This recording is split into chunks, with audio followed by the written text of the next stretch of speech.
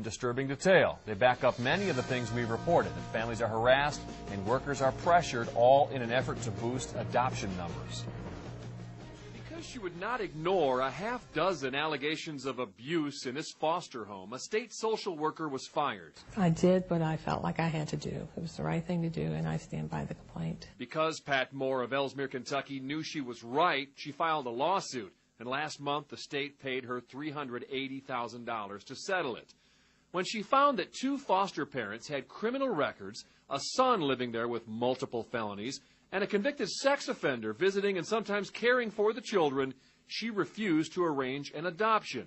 Her CPS supervisors responded with this memo recommending the adoption should proceed quickly. Our theory is that the basis for this is the tie to the federal money, that every time a child is not placed in a home, the state of Kentucky, through its cabinet, is losing federal money. It's an allegation we've seen many times in our 3-year-long investigation of Kentucky CPS, that instead of trying to bring families together, the cabinet forces adoptions to earn more federal bonus money.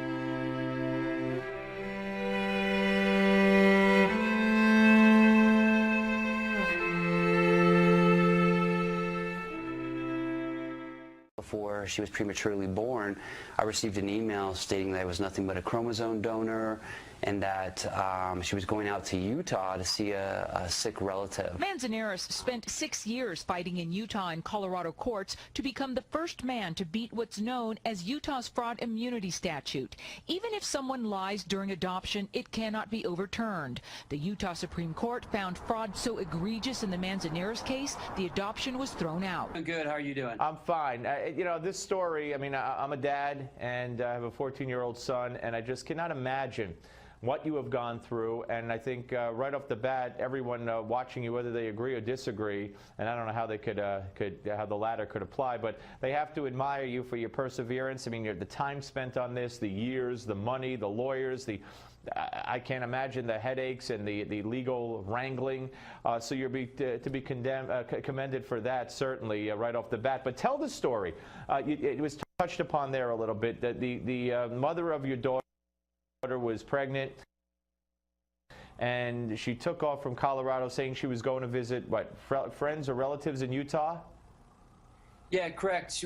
We had been actually living together as a boyfriend and girlfriend, and about 8 months into our relationship, we found out we were pregnant, and started making plans to have a child together. You know, she moved out and started looking into adoption agencies. I was contacted by a few in Colorado. At the time, we were living in Colorado. I was contacted by a few agencies and told all the agencies, no, I'm not gonna consent to this adoption.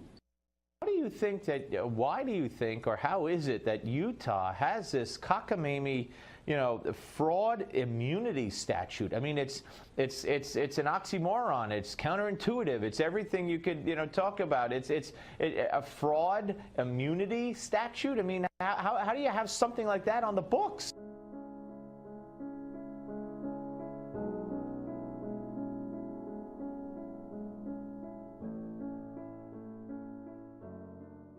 Adoptions in Kentucky ballooned to 724, while the federal bonus money more than doubled, from $452,000 the year before to more than $1 million. Statistics. The cabinet puts pressure on statistics because federal money and state money come from statistics. This former state social worker is so afraid of retaliation on her family by the cabinet, she asked us to conceal her identity. You get praise.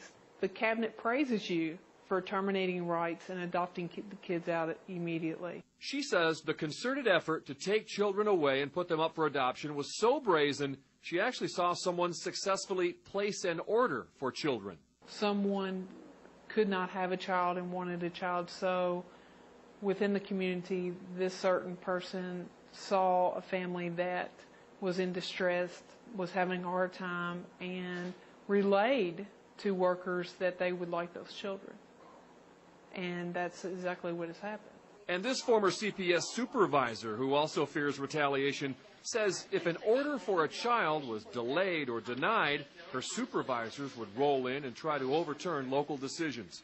This one family was promised a child, and when it happened that the child was going to be reunified with the parents, They called our regional office. Our regional office came down on our county. They harassed the birth parents and that kind of thing because they didn't agree with our decision. So I didn't get to say bye. And remember the case of Vanessa Shanks, who had her kids taken away, and when she fought back, saw her relatives' kids taken away, and when she won her appeal, saw her attorney's child taken away?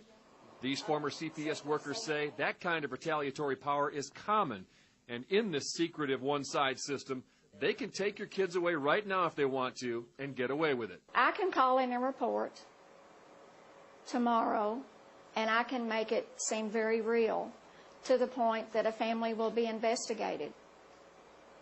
And whoever gets it could come up with a substantiation of, let's say, neglect.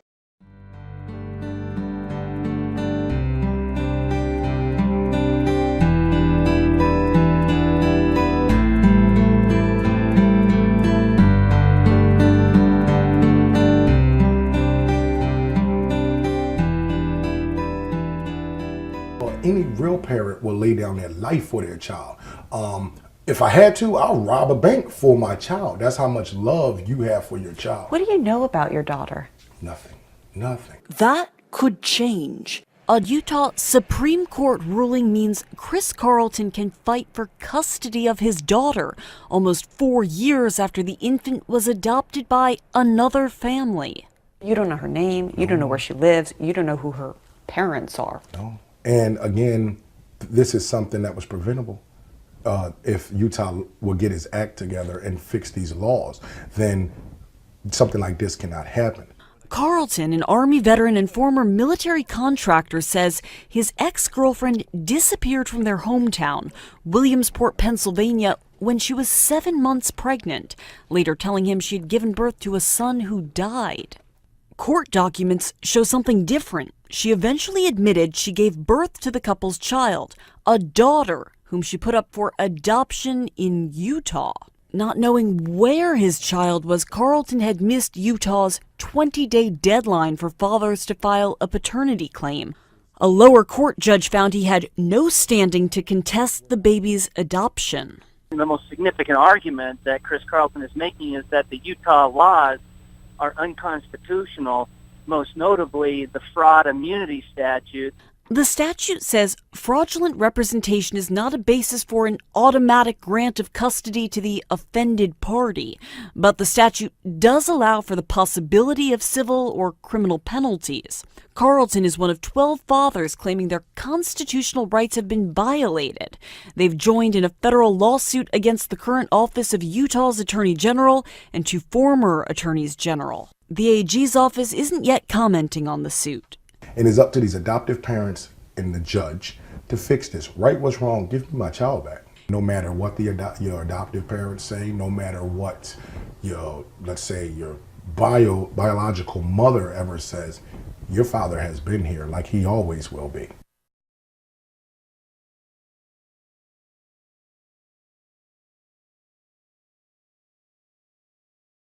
Adopting a child is supposed to be a lifetime commitment. Unfortunately, not everybody sees it that way. Several foster parents in the US have been using internet forums to give their kids up to new parents with no background checks and hence putting them at risk of abuse. Through chat rooms connecting adoptive parents who want to get rid of kids they no longer want. There are no official statistics on the children getting rehomed this way. How is it possible? Because there are loopholes in the law that shouldn't be there. There's also no government body monitoring what happens to foreign children getting a new home in the U.S. With virtually no oversight to make sure children from abroad are well once they reach their new homes, their lives can become a game of hit and miss, potentially coming across situations that even adults, let alone children with nowhere else to go, would be able to handle. My mind that you can trade off a child, it's just like selling a child to me. It's horrifying, very horrifying. We need to fix it. We need to have law changes. We need to have policy changes. Some people really need to be punished as a signal to everybody else that this is not acceptable behavior.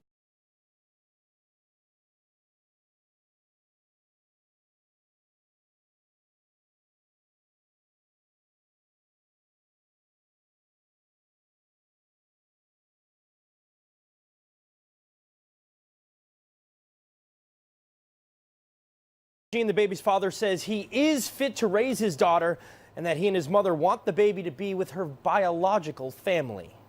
Have you met the baby? No. Has your son met the baby? Doreen Bain and her son Noah are in the midst of a legal battle to obtain what they believe is rightfully theirs, Noah's 4-month-old baby. I want her to come home with me and just to have a happy life. Home, where a nursery has already been set up, complete with clothes and diapers. But the adoption agency caring for the baby is claiming the Fall River man is an unfit parent in an unfit home.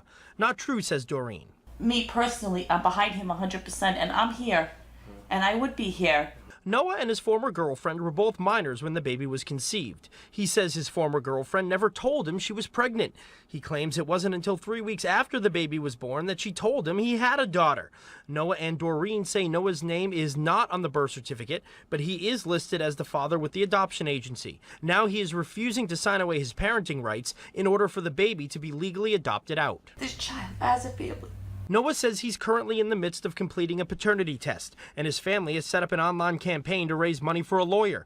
The legal fight heads to court Thursday. I speak to the lawyer representing the adoption agency, and in a statement, the adoption service states that the agency always abides by family court decisions regarding parental rights in adoption cases. On many levels, the Utah Adoption Council is dysfunctional as an organization because there are too many agencies that want to keep things status quo.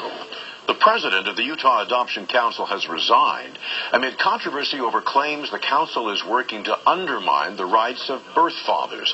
Wes Hutchins was to serve another year as the president of the Utah Adoption Council. I've done over 1,080 adoptions, finalized 6 adoptions on Friday of last week alone.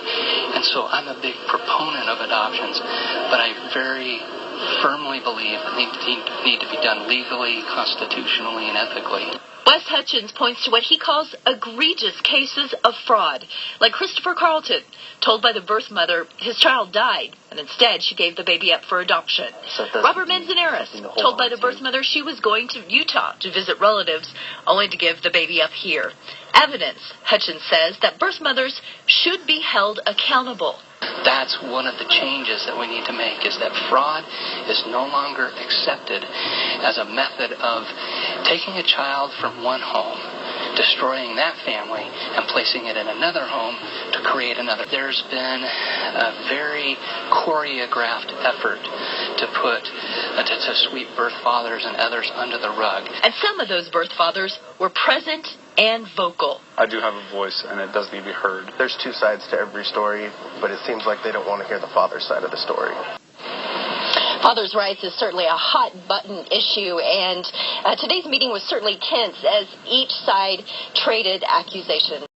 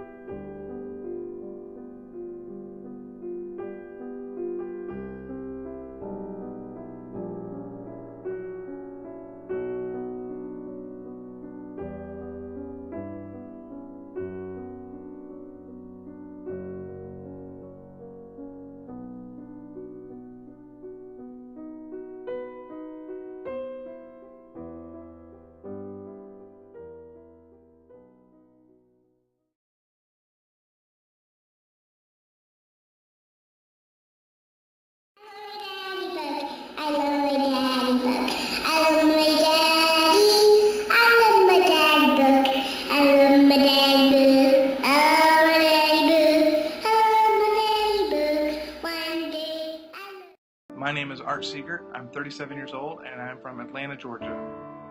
I've never seen my father, never met him, never seen a picture of him. I want to just unite with my father. As a little kid, I often would go cry to my mom, wondering why I didn't have a dad. My mom passed away in 2008, and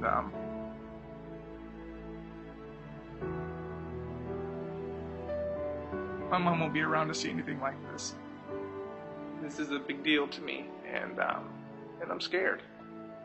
I've always just wanted my mom to be proud. Sorry. It's been 37 years. I'm manning up now. I want to find my dad.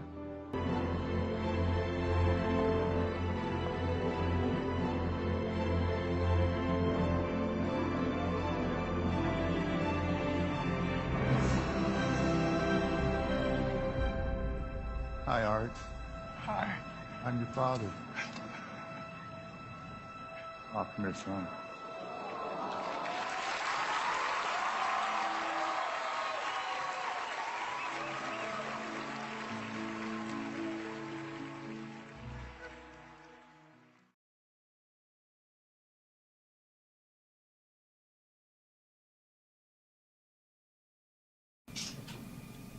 And to Veronica, one day you will read about this time in your life.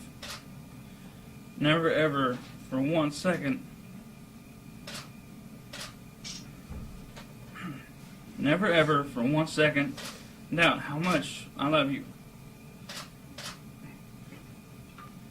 How hard I fought for you, or how much you mean to me.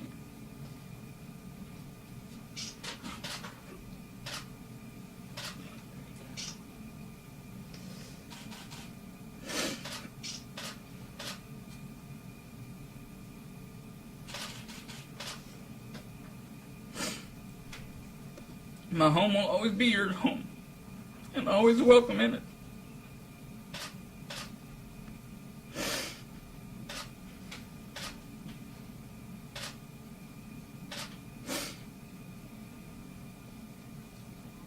I miss you more than words can express. You'll always be my little girl, my princess, and I will always love you until the day I die. I love you and hope to see you soon.